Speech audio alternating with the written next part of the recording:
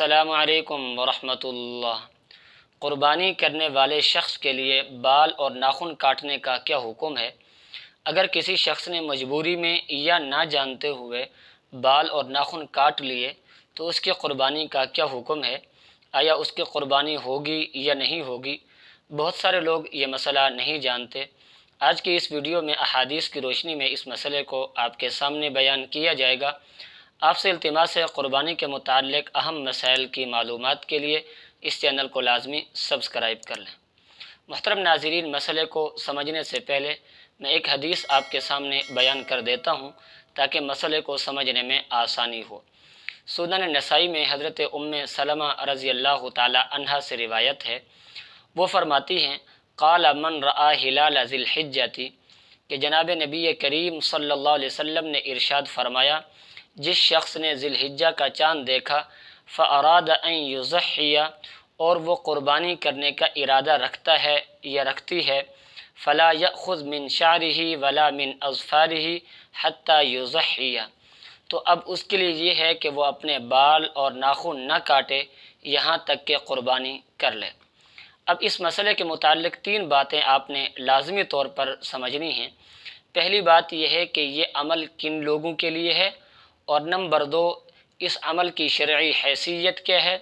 اور نمبر تین، اگر کسی شخص نے مجبوری میں یا نہ جانتے ہوئے بال اور ناخن کاٹ لیے تو ان کے قربانی کا کیا حکم ہے۔ تو سب سے پہلی بات یہ کہ یہ عمل کن لوگوں کے لیے ہے، تو حدیث پاک کے الفاظ بالکل واضح ہیں۔ آپ علیہ الصلاۃ والسلام نے ارشاد فرمایا فاراد ان یضحی، جو شخص قربانی کا ارادہ رکھتا ہو یہ عمل ان کے لیے ہے کہ وہ بال اور ناخن نہ کاٹیں۔ آج کل ہمارے معاشرے میں یہ بات مشہور ہو گئی ہے کہ ذی الحجہ کے مہینے میں عید سے پہلے کوئی شخص بھی بال اور ناخن نہیں کاٹ سکتا، اور اگر کوئی کاٹتا ہے تو اس کو طعنہ دیا جاتا ہے، جبکہ ہر ایک کے لیے یہ حکم نہیں ہے، بلکہ ان لوگوں کے لیے ہے جو قربانی کا ارادہ رکھتے ہیں۔ اور دوسری بات، اس عمل کی شرعی حیثیت کیا ہے، تو اس حوالے سے یاد رکھیں جو شخص قربانی کا ارادہ رکھتا ہو اس کے لیے مستحب یہ ہے کہ وہ بال اور ناخن نہ کاٹے۔ یہ عمل کوئی فرض واجب نہیں ہے، اور یہ بال اور ناخن نہ کاٹنا یہ مستحب بھی اس شخص کے لیے ہے جس کے بال اور ناخن کاٹے ہوئے 40 دن کا عرصہ نہیں گزرا۔